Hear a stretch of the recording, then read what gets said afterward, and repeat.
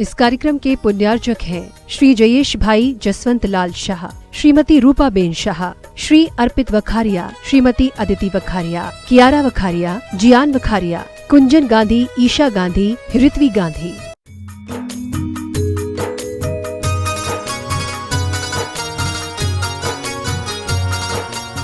डाल्टनगंज रांची से पधारे जिन्होंने सासदान करने का सौभाग्य प्राप्त किया है, जल्द से जल्द शीघ्रता से आ जाएं। जी। उसी के पश्चात प्रदीप कुमार जैन जी बाहुबली कॉलोनी जिन्होंने सागर से पधारे जिन्होंने सासदान करने का सौभाग्य प्राप्त किया। करते जाएं और चलते जाएं। जिनवाणी जग मैया जन्म दुख मेट दोले। जिनेंद्र कुमार जी, श्रीमती सपना जैन जी आकर ने सासदान करने का सौभाग्य प्राप्त किया है। साथ ही साथ आज के जी आइए, आज के शांतिधारा कर्ता परिवार डॉक्टर महेंद्र कुमार जी, कल्पना जी, सिद्धांत जैन जी जिन्होंने प्रथम शांतिधारा कर श्रीफल अर्पित करने का सौभाग्य प्राप्त करते हैं। श्रीफल लेके भेजते जाएं। साथ ही साथ रोहित जी दिल्ली से पधारे जिन्होंने शांतिधारा करने का सौभाग्य प्राप्त किया है। साथ ही साथ श्री ऋषभ जैन जी, सुपुत्र अमित जैन जी बरुआ सागर से पधारे जिन्होंने शांतिधारा करने का सौभाग्य प्राप्त किया है। कमलचंद पराग, अस्मिता जैन जी कोटा से पधारे जिन्होंने शांतिधारा करने का सौभाग्य प्राप्त किया है। पूरे भारतवर्ष से अलग अलग जगहों से, अलग अलग प्रांत से, अलग अलग शहर से पधारे जलगांव दिगंबर जैन समाज समस्त समिति जो यहाँ आई हुई है, अपने स्थान पे खड़े होकर वहीं से नमोस्तु प्रेषित करें। जिन्होंने चतुर्मास का निवेदन करने यहाँ आए हुए हैं, अपने स्थान से शीघ्रता। हाँ, हम सभी को आचार्य गुरुवर की पूजन का सौभाग्य प्रतिदिन प्राप्त होता है। आइए सभी अपने दोनों हाथों को जोड़ते हुए हे स्वामी नमोस्तु भगवन, नमोस्तु भगवन, नमोस्तु भगवन। बोले शंख शिरोमणि आचार्य गुरुदेव विद्यासागर जी महाराज जी की। श्री जी के चरणों में हम झुका रहे अपना माथा, जिनके जीवन की हर चर्या बन पड़े स्वयं ही नवगाथा। जय नागम का वह सुधा कलश जो बिखराते हैं गली गली, जिनके दर्शन को पाकर के खिलती मुरझाए हृदय कली। ओम ह्रीं श्री 108 आचार्य गुरु विद्यासागर जी महामुनिंद्राय अत्र अवतर संभोषित आवाहनम। जय हो जय हो जय हो। ओम ह्रीं श्री 108 आचार्य गुरु विद्यासागर जी महामुनिंद्राय अत्र तिष्ठ तिष्ठ तहत स्थापनम। ओम ह्रीं श्री आचार्य गुरु विद्यासागर जी महामुनिंद्राय अत्र मम सन्निहितो भव भव वशत सन्निधिकरणम परिपुष्पांजलिम छिपामि। तब विद्या सिंधु के जल कण से भव कालुष धोने आया हूँ, आना जाना मिट जाए मेरा यह बंध काटने आया हूँ। ओम ह्रीं श्री आचार्य गुरु विद्यासागर जी महामुनिंद्राय जम जरम वित्तु विनाशनाय जलम निर्पामिति। क्रोध अनल में जल जल कर अपना सर्वस्व लुटाया है, निज शांत स्वरूप न जान सका जीवन वर्ष भुलाया है। चंदन सम शीतलता पाने अब शरण आपकी आया हूँ, संसार ताप मिट जाए मेरा चंदन बंदन को लाया हूँ। ओम ह्रीं श्री 108 आचार्य गुरु विद्यासागर जी महामुनिंद्राय संसार ताप विनाशनाय चंदनम निर्पामिति ले जावे। ओम ह्रीं श्री 108 आचार्य गुरु विद्यासागर जी महामुनिंद्राय अक्षय पर प्राप्त अक्षताम निर्पामिति। आला तृष्णा को तृप्त करे जितनी उतनी बढ़ती इच्छा ज्वाला। मैं काम भाव विद्वंस हेत मन सुमन चढ़ाने आया हूँ, यह मदन विजेता बन न सकूं यह भाव हृदय में लाया। ओम ह्रीं श्री 108 आचार्य गुरु विद्यासागर जी महामुनिंद्राय कामबान विनाशनाय पुष्पम निर्पामते आहूँ नैवेद्य समर्पित करके मैं तृष्णा की भूख मिटाऊंगा, अब और अधिक ना भटक सकूं यह अंतर बोध जगाऊंगा। ओम ह्रीं श्री 108 आचार्य गुरु विद्यासागर जी महामुनिंद्राय क्षुधा रोग विनाशनाय नैवेद्यम निर्पामते मोहांधकार से व्याकुल हो निज को नहीं मैंने पहचाना, मैं राग द्वेष में लिप्त रहा इस हाथ रहा बस पछताना, यह दीप समर्पित है मेरा तम दूर भगा देना, तुम ज्ञान दीप की बाती से मम अंतर दीप जला दे। ओम ह्रीं श्री 108 आचार्य गुरु विद्यासागर जी महामुनिंद्राय मोहांधकार विनाशनाय दीपम निर्पामति आया हूँ। ओम ह्रीं श्री 108 आचार्य गुरु विद्यासागर जी महामुनिंद्राय अष्टकर्म दहनाय धूपम निर्पामति भोगों को इतना भोगा कि खुद को ही भोग बना डाला, साध्य और साधक का अंतर मैंने आज मिटा डाला, मैं चिदानंद में लीन रहूं पूजा का यह फल पाना है, पाना था जिसके द्वारा वह मिल बैठा मुझे ठीक। गुरु विद्यासागर जी महामुनिंद्राय मोक्ष फल प्राप्त है फलम निर्पामते जग के वैभव को पाकर मैं निश दिन कैसा अलमस्त रहा, चारों गतियों की ठोकर को खाने में ही अभ्यस्त, भावों की निर्मल सरिता में अब गाहन करने आया हूँ, सबका सारा दुख दर्द हरो यह अर्घ भेटने आया हूँ। हे तपो मूर्ति है आराधक, हे योगीश्वर है महासन, है अरुण कामना देख सके युग युग तक आगामी वसन। ओम ह्रीं श्री 108 आचार्य गुरु विद्यासागर जी महामुनिंद्राय संपूर्ण अर्घम निर्पामति। हे गुरुवर नमोस्तु गुरुवर नमोस्तु। ओम नमः सिद्धेभ्यः, ओम नमः सिद्धेभ्यः, ओम नमः सिद्धेभ्यः। अहिंसा परमो धर्म की, आचार्य गुरुवर श्री कुंद कुंद भगवान की, आचार्य गुरुवर श्री ज्ञान सागर मुनि महाराज की,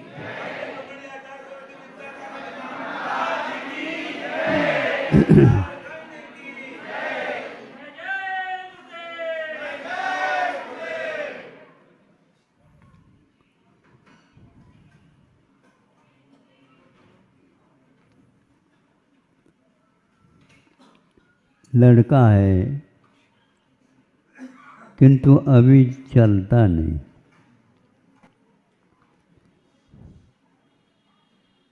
बोलना भी थोड़ा सा अभी स्पष्ट नहीं है।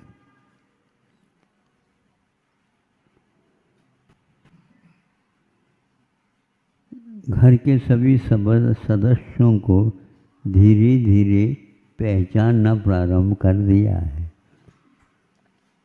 मुख्य रूप से माँ को वह पहचानता, फिर पिताजी का नंबर आ जाए तो बात अलग है।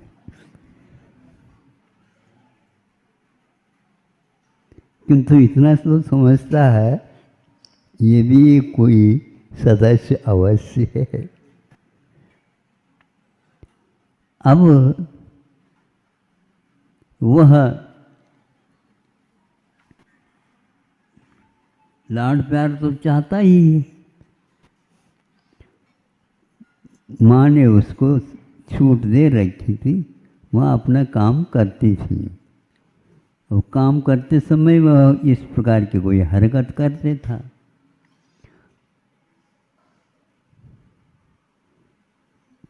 दीपक वहाँ पर रखा है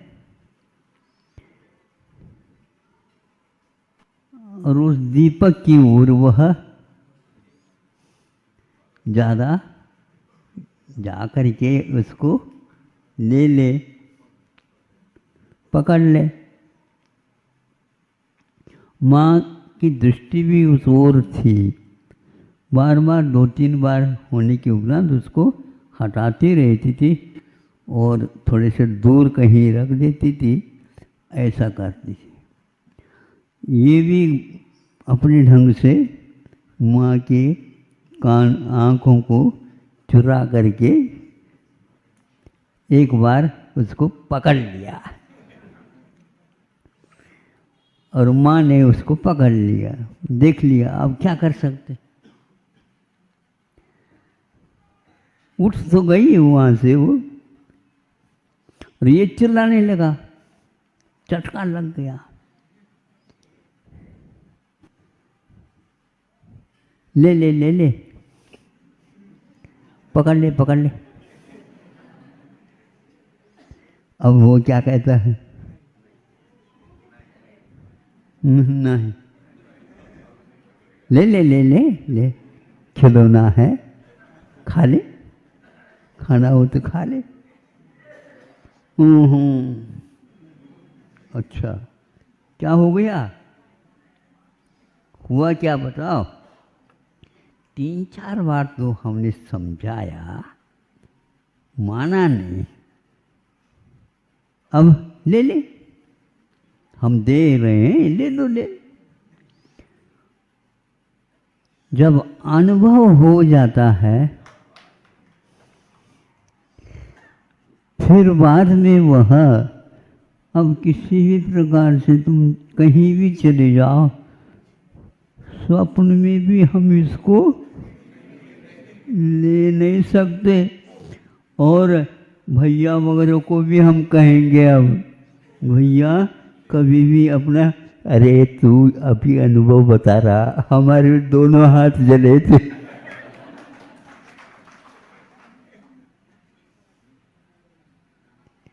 ये बाल्यकाल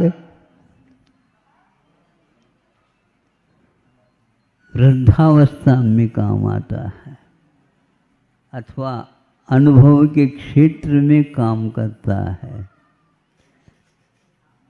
अनुभव आप अपना बताना चाहें, सामने वालों को समझ में नहीं आता।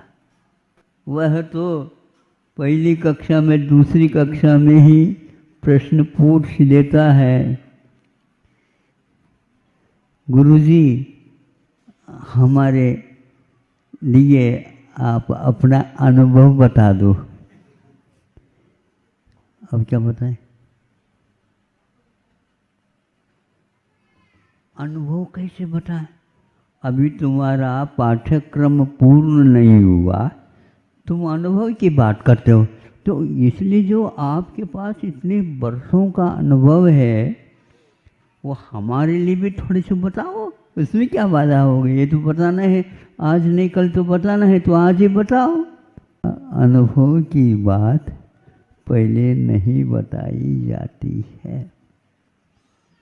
वो जब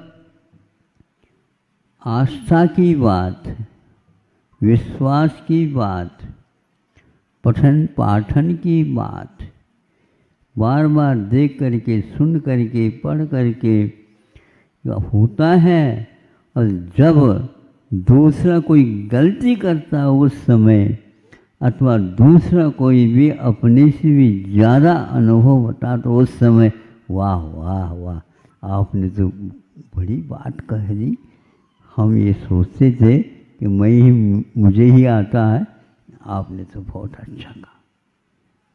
इसी प्रकार सुनने की बात, जानने की बात, ये अनुभव के समय पर अपने आप ही पारदर्शिता के साथ सामने आ जाते हैं। आज अनुभव की बात तो करते हैं हम, किंतु पाठ्यक्रम का कोई सवाल नहीं उठता है। तो आज भी भारत में शिक्षा पद्धति में परिवर्तन चल रहा है। अब स्वर्ग जाने के उपरांत पढ़ाएंगे, हाँ, तो जबकि यह पहले ही होना आवश्यक था, लेकिन बहुत सारी चीज़ें, विदेशी शिक्षा, विदेशी दीक्षा, विदेशी चिकित्सा, विदेशी सब कुछ होती चली गई, और यह बिल्कुल ठीक है। 200-250 वर्ष तक इन्होंने अपना इस भारत को देखा है, इनकी बात माननी चाहिए, और इसी के अनुसार सारे के सारे वही चीज़ें आ गए यहाँ पर। अब समझ में आ रही है कि यह हमारे लिए, भारत के लिए ठीक नहीं है। ये इंडिया के लिए भले ठीक होंगे, लेकिन ये भारत के लिए है।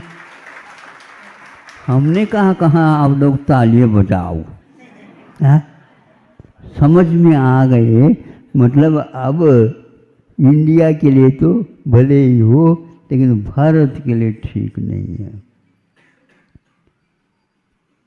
हमारे लिए अनुभव की बड़ी आवश्यकता है, लेकिन अनुभवी व्यक्ति के पास रहने की उससे आवश्यकता है।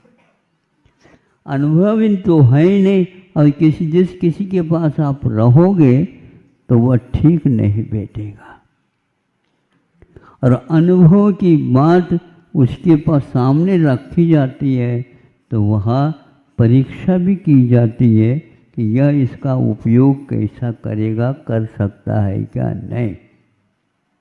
बहुत कठिन है। इसलिए आज आप लोग अपने आत्मा के अनुभव की बात करना चाहते हैं तो पहले जिन्होंने अनुभव किया है और उसको पढ़ा है, सुना है, सीखा है और दूसरे को भी सिखाया है, और बरसों यही एक बात मैं कहना चाह रहा हूँ कि आज प्रबंध ग्रंथ लिखने के लिए आवश्यकता किसकी आवश्यकता है? तो आवश्यकता उसकी है कि हम उसको पढ़ाएं।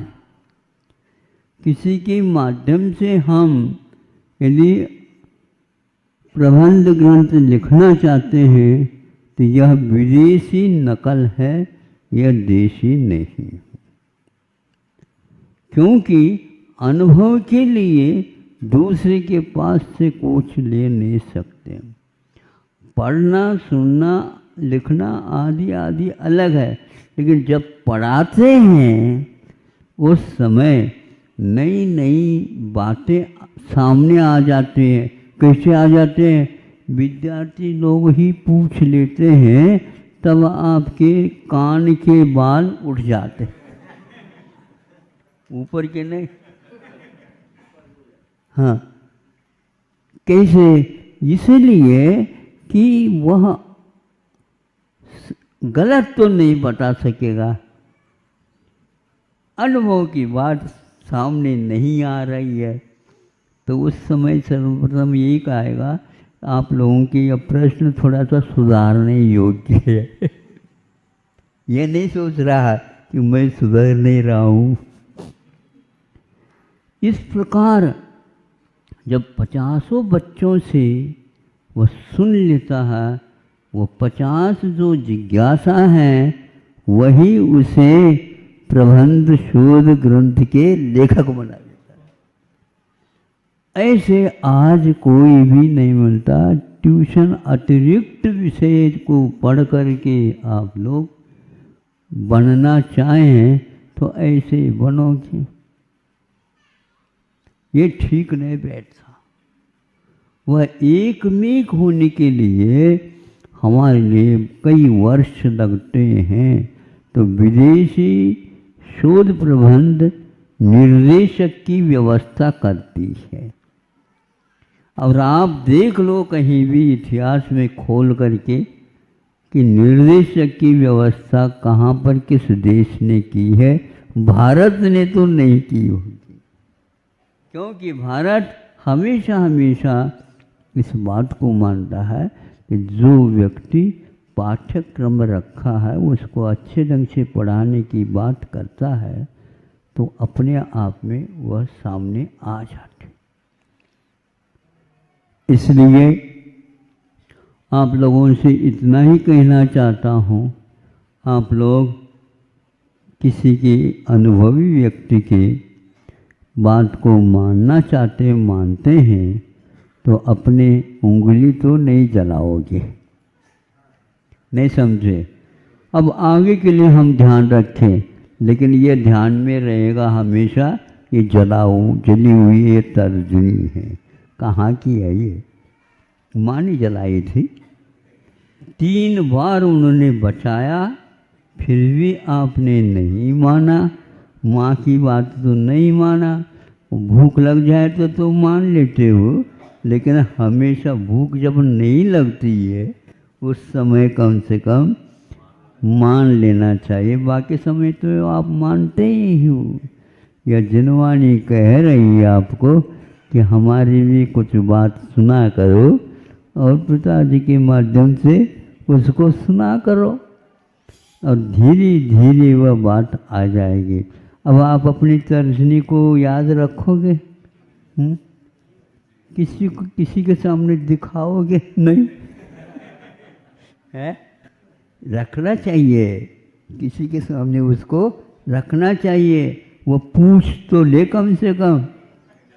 हाँ, जब वह पूछ लेता ये कब जल गई थी?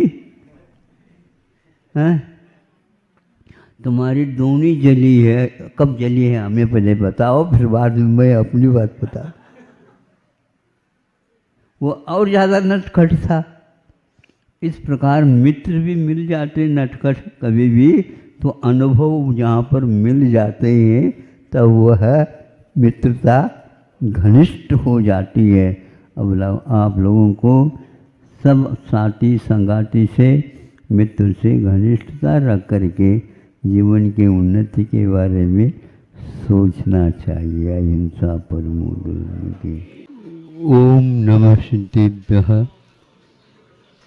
ओम नमः सिद्धेभ्यः। ओम नमः सिद्धेभ्यः। अहिंसा परमो धर्म की। आचार्य गुरुवर श्री कुंद कुंद भगवान की। आचार्य गुरुवर श्री ज्ञान सागर मुनि महाराज की।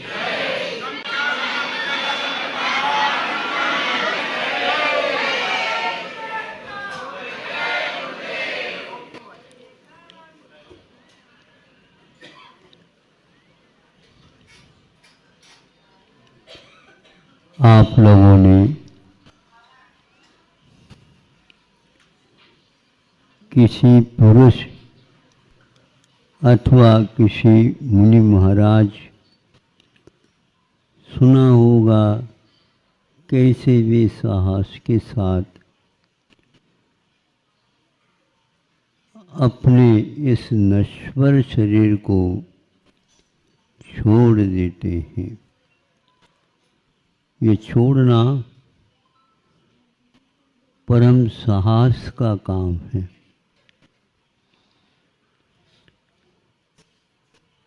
बहुत पराक्रमी जो होता है, क्षत्रियों को यह एक प्रकार से सहज होता है, जो हमेशा मृत्यु को सामने देखते हुए वैरी को वह पछाड़ना चाहते हैं। उससे भी बढ़ करके मुनि महाराज इसको पछाड़ देते हैं। लेकिन कभी कभी कर्म तेज निकलता है, उस समय स्थिति इससे विपरीत होने लग जाती है। पेरेंट्सों में भी इसका, इस त्याग का हम स्वरूप पाते हैं जिनवाने के माध्यम से। धन के प्रति बहुत मोह था, राग था, अपने परिवार के प्रति और अत्यंत राग था। जीवन में एक पाई भी किसी को दिया नहीं। देऊं देऊं तो कह देता है, लेकिन देता नहीं। भीतर वाला कहता है, देव ये कहते थे वो, वहाँ पर भी हमें विस्मत ज्वर होता है, क्योंकि देने के नाम से हम किसी को धक्का भी देना नहीं चाहते, क्योंकि उसमें भी देना आता है ना, देना नहीं है। लेना कह दो तो उसके लिए सब कुछ करने के लिए तैयार। एक टिरियंस वह अंत में, वह मनुष्य एक राजा था, एक राजा, वह मरण को प्राप्त होता है। मरण को प्राप्त होता है तो होता क्या हुआ, मरण तो हुआ, तो वह सर्प होता है। जीवन छोड़ने के उपरांत वह सर्प हो जाता है। जाति स्मरण होता है उसे, जहाँ पर भंडार था, राजकोष था, वहाँ पर वह जा कर के बैठ जाता। कैसे बैठ जाता? कुंडली मार करके बैठ जाता, देखता रहता था कोई आए न जाए। जब उस लड़के को ज्ञात हुआ पिताजी का अवसर तो हो चुका है, अब हमें अवसर है पिताजी के नाम से अच्छी राशि निकाल करके जनता के बारे में काफ़ी करना है। तो कोषाध्यक्ष को कहा इतनी राशि निकलना चाहिए जो आप कहो। और भाग्य है, मैंने अपने सोचा था मेरे जीवन में इसने से कुछ तो कोष कम होगा क्या, नहीं, आज हमारा भाग्य है। तो वह गया जाते ही उसकी पहचान करके उसने अपनी आवाज़ निकाल करके संकेत दे देता, यहाँ मत आओ मर जाओगे। इस आवाज़ सुन करके ही यहाँ पर कोई न कोई सर्प बैठा है, ये निश्चित बात है। कितनी बार तो हमने इस कोष को खोला, उस समय कोई भी नहीं था, अब कैसे, अब राजा भी चला गया। तो वह लड़के को कहा, कुमार को कहा ऐसा ऐसा है, और 2-3 मंत्री आदि के लिए भी वही किया उसने, कोई नहीं आओ, चलो मैं एक बार देख लेता हूँ। तो राजकुमार पहुँच जाता है, तो उसके लिए उसने कोई फूटकार नहीं किया, और जहाँ पर भंडार था उससे वह खिसक करके बैठा। राजकुमार को पता लगा यह पिताजी का ही जीव है। सुन रहे हैं आप लोग? आपके यहाँ सुनने में आता है, कल हमने सुना था, इसलिए 2000 रुपए के नोट गायब हो गए।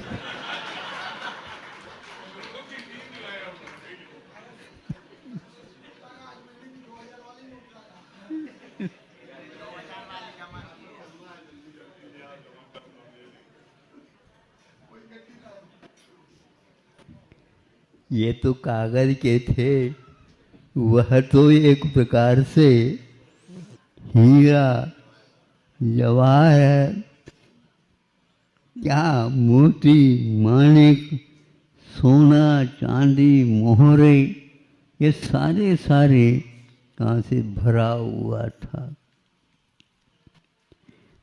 कुमार ने सोचा इनके भाग्य में ये था नहीं, और वह भी निकृष्ट वह सर्प हो गया। चमत्कार सुनो, जब यह सब कुछ धन निकाल करके दान आदि आदि कर लिया, उसी दिन उसने मुझे आज से मरण तक कुछ भी खाना नहीं, पीना नहीं, कुछ भी लेना नहीं।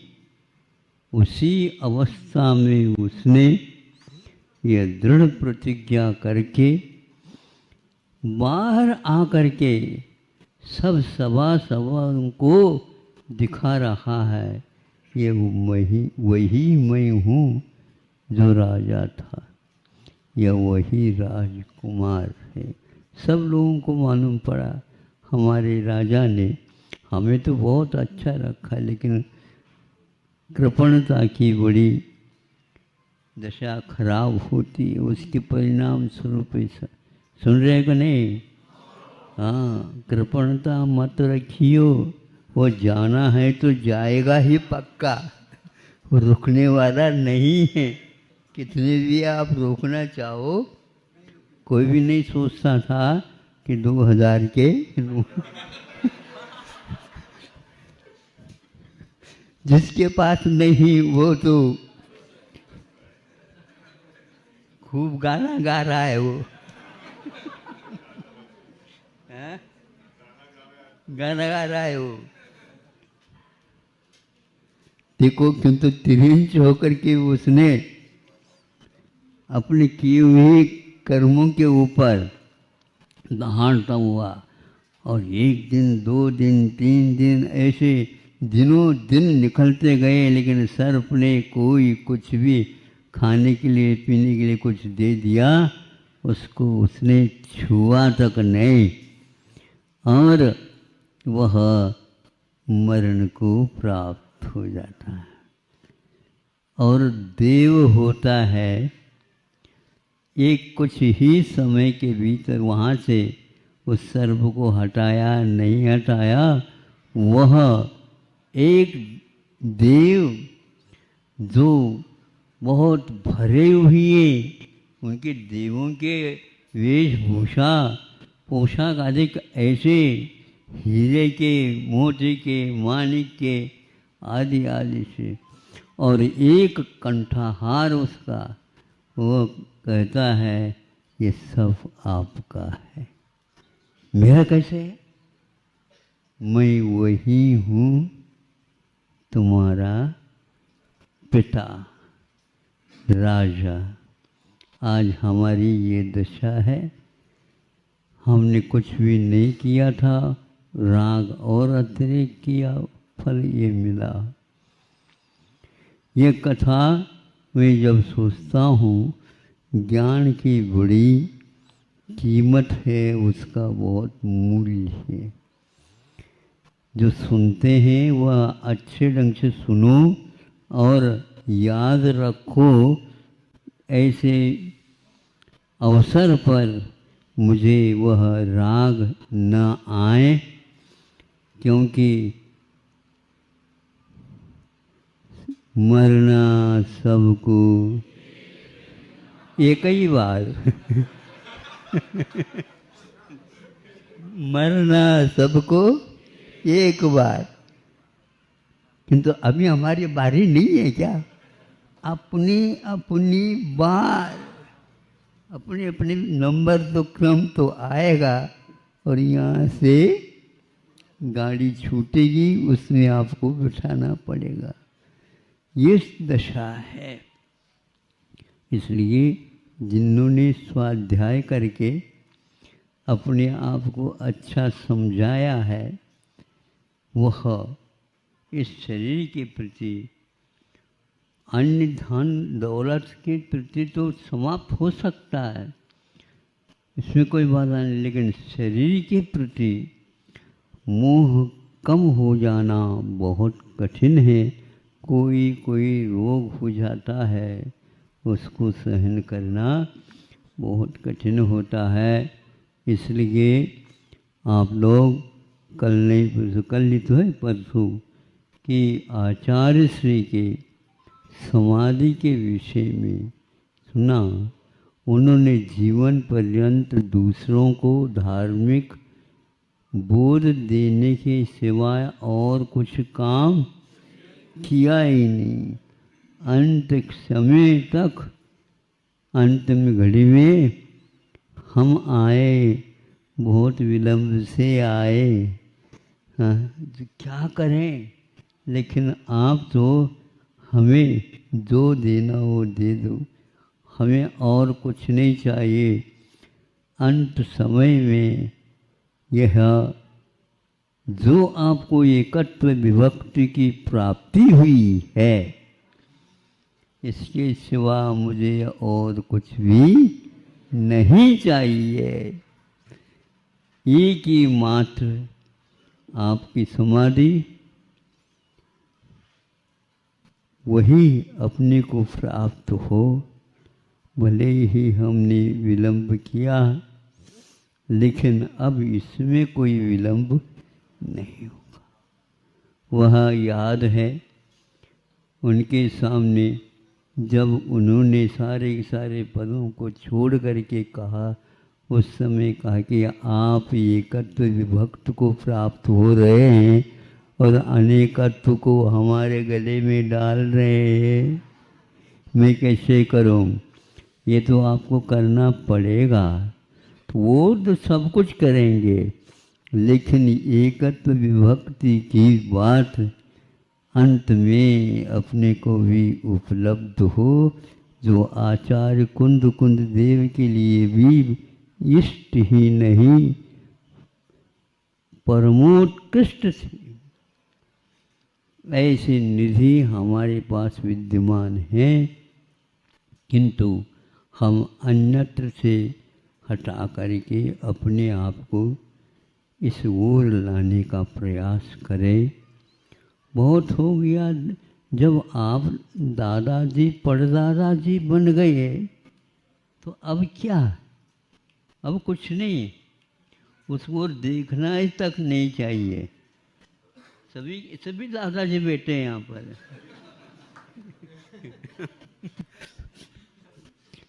दादाजी परदादी ज़्यादा हो गया, दादा हो गया। इसीलिए कुछ भी नहीं चाहिए। नाती का ज़्यादा विचार मत करो, नाती तो अपना पुण्य लेकर के आया। अति मत करो, अति मोह करने से ठीक नहीं। महाराज, ये नाती का आज दिन है। हाँ, हो, आपका भी किसी न किसी दिन होगा, आप भी नाती होंगे, आपके लिए भी किया होगा।